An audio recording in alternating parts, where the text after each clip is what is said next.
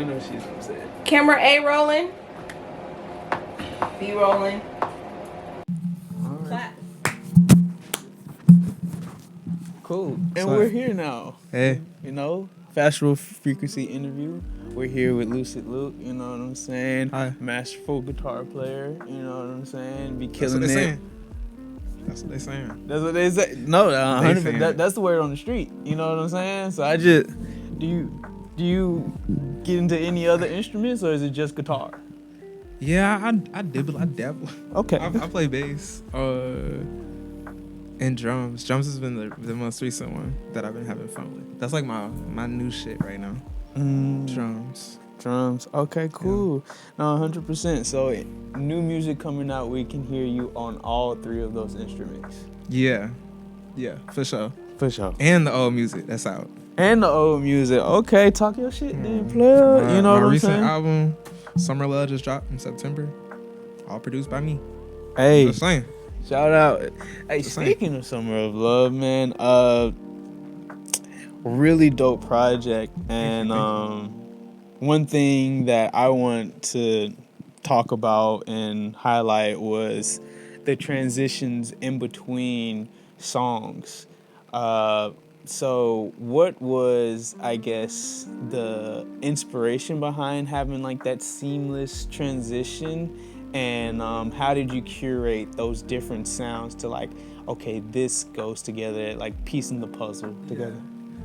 So I guess like the biggest inspirations, it's like a lot of albums that do that, and like pretty much anyone I've ever heard that does it good has inspired me. But like some are like Pierre Bourne, The Life of I don't know if it's The Life of Pierre. Yeah, The Life of Pierre 5 and 4. Mm-hmm. That one, What's Going On by Marvin Gaye. That was a really strong one for me. Nana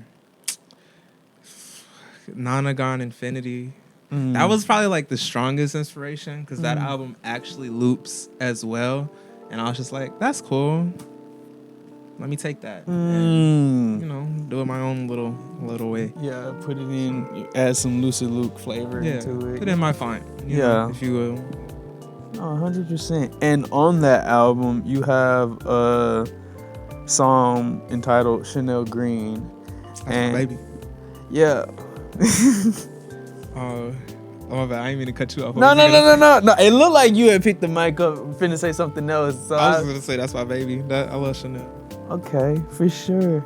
And in that song, you hit on something that I feel like a lot of minorities and people of color can relate to within your verse, of like turning down the radio and having to watch the back mirror to make sure, the police not following you around. So, what headspace were you in when creating this? Was this right after an experience with law enforcement, or like just, So I wrote that song, or like I started writing it in 2020, which is like, like I feel like that was just like very like peak. We was just seeing police brutality like every single day. Like you couldn't really avoid it. Mm-hmm. And it was just heavy on my mind as I was writing the song. And it just felt like when I started the song, I think like in 2019, and that's what the first verse was, where I'm just like, it's literally like about my car, and I'm just like, oh, haha, my Honda, I love driving around. Mm-hmm. And then like in that year, the year 2020 is when I finished it, and it just felt kind of, I don't know, it just felt kind of like lame to like make this happy ass song with like so much, I don't know, so much despair and shit going around. So I was just like, let me just speak on it. And also that was kind of my way of like, what's the word? I guess like coping with that, just saying that shit every day, because it's like that's really what I felt, especially like in 2020. It was like I was driving around and I was just like hyper anxious, just because it's like every day you see like somebody else getting pulled over and like dying from that shit. Yeah. So it's just like it was just heavy on my conscience, and I was just like, I don't know, but I like what's the word, like when it feels happy, sounds happy, but it's like really sad, because I didn't want it to like ruin the mood of the song, but I kind of wanted people to like listen to it and be happy, and then listen back and be like, oh shit, like this some real shit. Like, it gives, I guess, I don't know the word either, but it feels like a false utopia type of Okay. You know what I'm saying? Where it's like you hear the melodies and you feel the excitement. It's like Hey Ya, you know what I'm saying? Bro, that's like the biggest insult for that song. Literally was Hey Ya. Oh wow. All my really? music, really, yeah. So all your music has like some like Atlanta aspiration behind it. For sure. Like and like literally that song specific, like my first song I ever dropped, Far Away, that like I was literally like, I want to make Hey Ya, but like my version of Hey Ya, because I was like, the part that sticks to me and like I feel like a lot of people is where he's like, y'all don't want to hear me, you just want to dance. So I was like, oh, I kind of want to make a song like that where it's like it sounds happy as fuck and niggas can't help but to dance to it, but it's like the lyrics are actually really depressing. And that was Far Away. And then yeah, I was just like, I kind of like this bag. I'm gonna keep my other songs depressing. So would you say like that is the message you want to convey, where like you want to have this upbeat melodic sound but have a strong message to your audience? Kind of, yeah, kind of. So like, yeah, like I use specifically, yeah, exactly what you said. So like I use the rhythms and like the melodies and like the little elements specifically to kind of catch people's ear and make them like get attracted to it in some kind of way. And then I put a message in there that's like just really like, I don't know, I try to keep it like real and like a true expression of what I feel. And it's like, I don't know, I feel like I be feeling heard. That's one of the few ways that's like I can feel heard. It's like through my music. So I'm like, okay, y'all niggas don't hear this shit because the beat's too hard. It's for you to not hear this. Like, no, 100%. So no, I definitely feel that, and that's why I had to ask you about that song in particular, because you know, listening to it and then watching the visual with it and seeing the lyrics, because like granted I heard it, but like actually reading it out, I'm like, damn. Like he's really hitting home to like something that not only I have experienced, but like I have brothers, I have a sister, you know what I'm saying? I have cousins, and all of this, like, hell, like somebody has a story, you know, you're not too far removed from somebody who has like an altercation that might have went left, you know what I'm saying? We hope all of them go right, but you know, you know, I know some folks like directly, No, but going back into the process of like creating the songs, and you mentioned being a producer and the beat making. We know you play your own original instruments with the bass, guitar, and drums.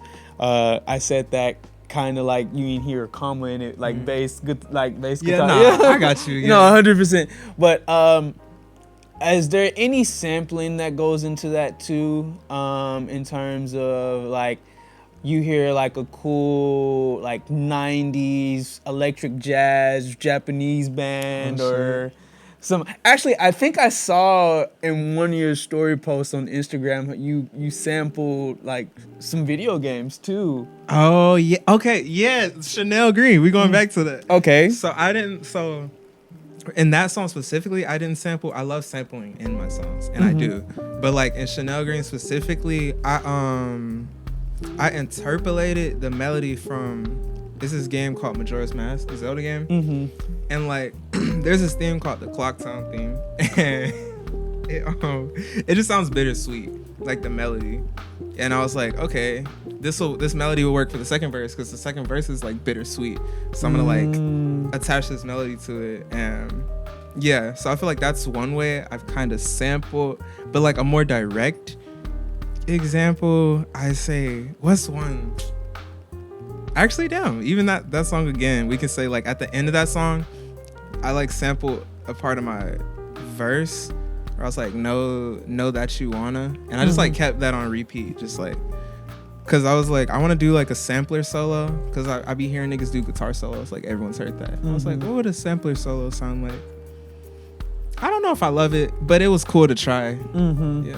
I mean, yeah, I think your, fans and supporters will say like, I was vibing with it, you know what I'm saying? So I hope keep doing your thing, 100%. And I know you mentioned dropping, what was it, Far Away? Yeah. 2019, and Summer of Love was 2023. Yeah. How has your sound evolved through the years to get like to where you are right now? I don't know if I would describe it. My journey really started like in 2015, like on SoundCloud. I was just doing like my best impersonation of knowledge, just like lo-fi hip hop. Even though I hate that term lo-fi, but like you get like lo-fi hip hop, that kind of thing. And that's how I started off. 'Cause I was like, oh, this sounds simple. It's not simple, but it sounded simple. So that's what got me initially into it. Right. And then I'm trying to think. From there, I was kind of just like, oh, I want to learn how to produce. And then once I felt comfortable producing stuff, I was like, okay, I need like another challenge. And at that point, I was kind of learning guitar, but I had never recorded anything. Like I've never recorded guitar. I never recorded vocals at this point. I just like had strictly produced. And I was like, you know what? Let me just try something new. And then I think that with combination of like starting to use Logic Pro, like, because I was starting with FL, that combination just, I don't know, it made a new sound. Like a lot of the sounds and instruments I use come directly from Logic's like stock shit. So I'll say definitely that. I don't know. Now it's kind of just, now this shit just got bizarre. I don't know how we got where we are, but I'm glad that it's here. I don't know. And if you will, could you describe your style in 3 words of like your artistry? My artistry in 3 words. Damn. I don't want to just cop out and be like, it is me, or like some shit like that. I don't. Music wise, I just say, I guess we can go off the thing we were saying earlier. It's like, is it happy? Question mark. I guess, yeah. Okay, I like that. I like that. You know what I'm saying? Because like, I feel like a lot of popular songs aren't happy songs. Damn. Like Niggas are depressed. And I don't know why people relate so much to sad moments. And I think it's something like cognitive where like it's easier to remember the bad things more so than the good things. For sure. No, we have a bias. Sucks. Yeah, no, it sucks.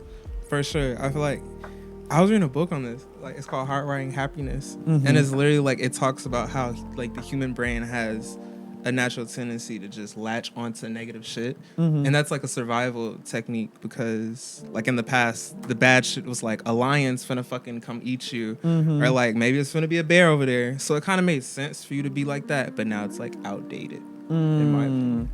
So, you know, obviously we're not in like that primitive type of era anymore. You know, everybody living in some type of shelter. How do you kind of pull yourself out of that hole of all these negative thoughts? Yeah, that's a good ass question. I was asking niggas that today, actually. I don't know. Usually I try to find like positive shit to think about. I'll be like, okay, I look at the world as it is, and I'm like, okay, here's some bad shit. But I'm like, there's something good in it, which is like cliche, but it's cliche for a reason, because it's like, that shit's true. Everything bad, like, if you try hard enough, you can find some good shit attached to it. Like us redoing this again, even though I don't know, maybe that was a secret. but hypothetically, if this was our second time shooting it, which is not, but if it was, it would be nothing wrong with that. This time, I mean, we got better lighting. This setup is like cool and like, I don't know, it's gonna be like probably more consistent because you have different artists here. So it's like, I don't know, that's a good that came with like. Now we're gonna have to like overlay. No, we have to like overlay like the first one, just like a clip of it, just to show. Oh shit, this really is the second time they shot this. Like literally, but I feel like it's, I don't know, this is probably gonna come out way better than like the first one ever would, just for the sake of having that first one, you know? So like you saying there is light at the end of the tunnel through like the trials and tribulations. Yeah, I hope so at least. Yeah. I was about to put you in the hot seat, but I was like, I feel like that's too. Nah, do it. What you gonna say? No, I'm scared. And it's Black History Month, so can you explain what the positive was about slavery? Hey, yo, that's crazy. But actually though, horrible. I mean, no shit. I ain't even like, we know. But like, a good that came from that, actually, Black people now, we are so resilient. And I feel like karma-wise, I feel like slavery inadvertently is the reason why Black people control the culture today. Inadvertently. Because think about it. Through slavery, we got blues, which then formed rock and roll, which then formed like fucking country and like, blues turned into country and like rock and roll and shit. But like, and also, I don't know, I'll just be thinking about it. It's like today, white people have all this guilt. And it's like, to an extent, I don't know, especially on social media, I feel like we rule that shit. Like culturally, we rule it. It's like they have to bow down to us. Cause it's like, because we've been like outcasted so much in our lives, it's like, naturally, the outcasts always grow up to be the cool ones. Like niggas that was bullied in school and shit, it's like they always grow up. And it's like, I feel like as a race, we're growing. I mean, obviously, like we're like growing up. And I feel like now we're at the point where it's like, y'all hated on us, but y'all see how cool we really have been this whole time. Like, I don't know. That's how it comes. That's the good. So it's possible. Slavery was fucking horrible, though. I'm not like me saying that positive isn't denying any of the bad. No, that's about it. I think that's what we were. Yeah, no. No, that's not the message we were trying to convey at all. Like, put Luke in the hot seat to see how. But I just thought it would be funny. Like, literally, that was the first thing that jumped in my head. I was like, that's a great example, though, because I feel like in shit like that, it's like in real life, it's like you can't deny the bad shit that happened. It's like to lie to yourself and to say whatever bad shit happened didn't happen. I feel like that's doing more of a disservice. But you can be like, damn, this fucking happened. But this other thing happened because of that. So I could focus on this shit that happened, or I could focus on this shit. I'd be valid either way. But one usually has a more positive outcome. No, absolutely. So, yeah. Yeah. No, it's where you put your focus. Absolutely. Yeah. Wow, I never thought of it like that, man. And especially in terms of that topic that we were just discussing. Yeah, that was wild. Yeah. No, absolutely, man. I guess to kind of switch gears, we have a lot of influence within the culture, as you said. Music that you touched on heavily, but also within the fashion game, right? Yeah. So, who would you say inspires your visual, like how you get dressed on the day-to-day? You know what I'm saying? Damn. This is the real hot seat because I actually don't know.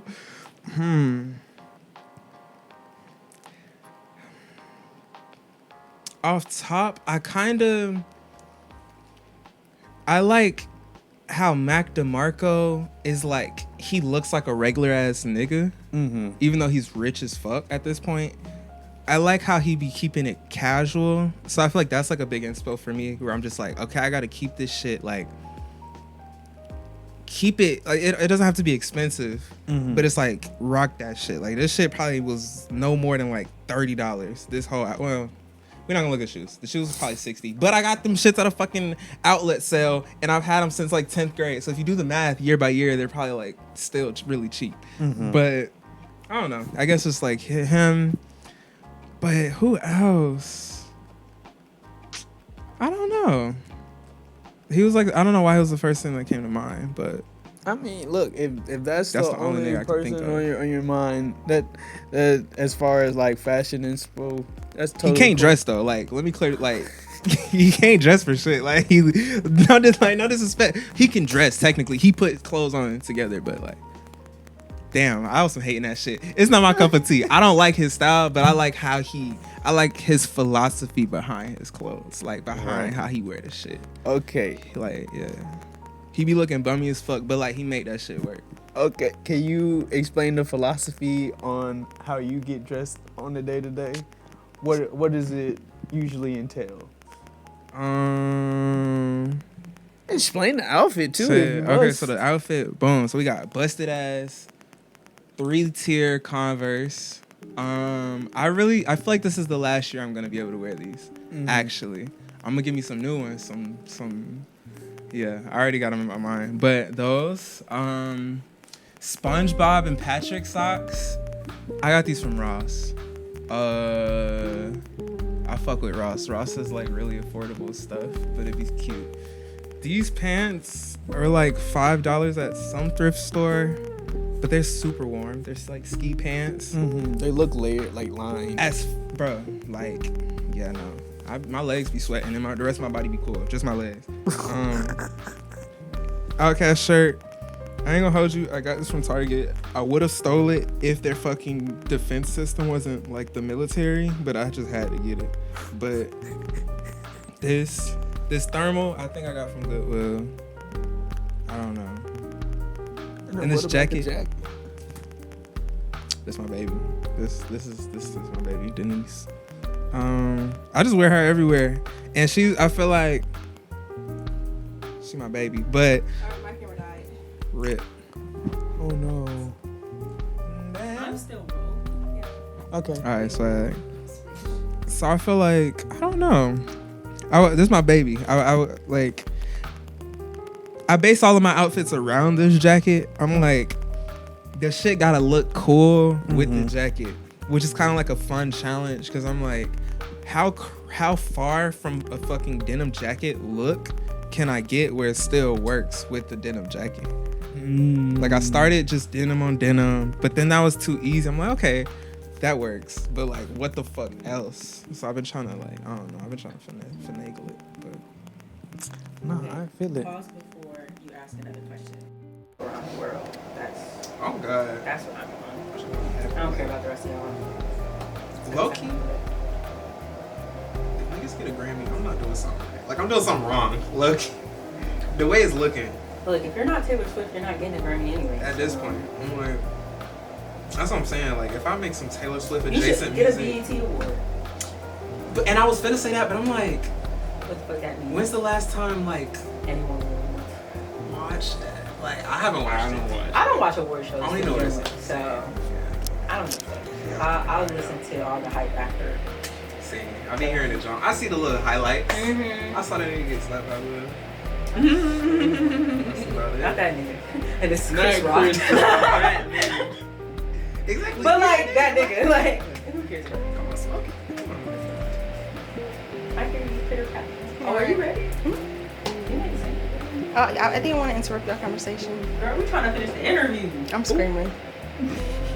Dang, it wasn't supposed to be aggressive. I'm sorry. I'm ready. Camera A rolling. B-roll.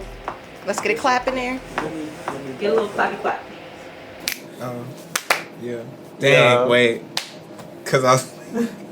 Is that the Wakanda one? Like, what did you? I don't know. Maybe I did. Hey, shout out Wakanda with forever, but I ain't tried to. Shout out Wakanda. Man.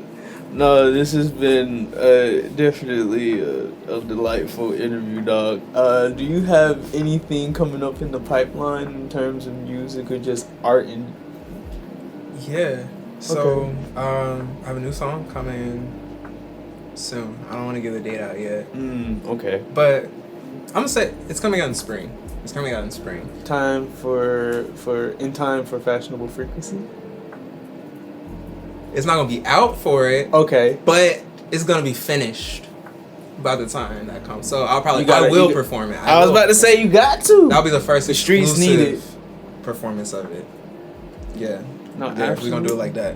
That's my first time performing it. And then actually, Joe Kappa's on the song. Spoiler alert. But Joe Kappa is another performer, and we gonna, you know what I'm saying? Get together and do the thing. Hey, do do the little- thing.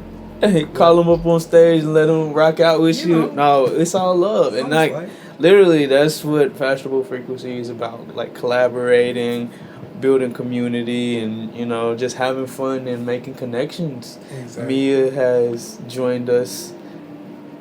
Anything you need to add on to the conversation? Okay, maybe not. But yeah, man, that's what our mission is, what our goal is, you know what I'm saying? Just for everybody to, you know, have a good time and, you know, be themselves, create their art, and find ways to incorporate and connect with other people. You know what I'm saying? Yeah. So absolutely, It's gonna be a man. beautiful event. It's gonna be Hey. one for the books. I know I'm gonna remember it. No, absolutely, dog. Hell yeah. Any last comments or advice do you want to leave with the people? No.